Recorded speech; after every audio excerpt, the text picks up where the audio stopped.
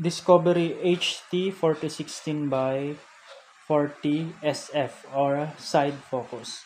Nakachamba tayo guys ng FFP na scope. Nakuha natin sa murang halaga lang. Nag-sale kasi sa Lazada eh. Yan o, ang crease ng turret niya. Again, first focal plane po ito. So, ang kagandahan sa first focal plane, yung reticle niya is same pa rin kahit anong zoom ang gamitin natin. Yan. Sa second focal plane kasi meron lang siyang calibrated power kung saan nagiging true mil dot siya. Dito wala. Kahit anong ikot mo dito sa zoom, same pa rin yung magiging POI or yung point of impact. Yan. So, meron siyang sunshade na kasama.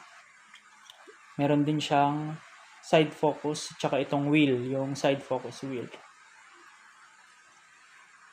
So, ito guys, since nag-sale siya, tsaka marami akong coins sa LZD, or alam nyo na kung ano yun, LZD na shop online, di ba?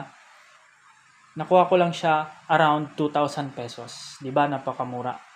Natsambahan ko lang to guys. So, FFP. Compare natin yung laki doon sa Class A na BSA. Yan, ito yung BSA ko. Nakalagay sa regulated PCP. Yan.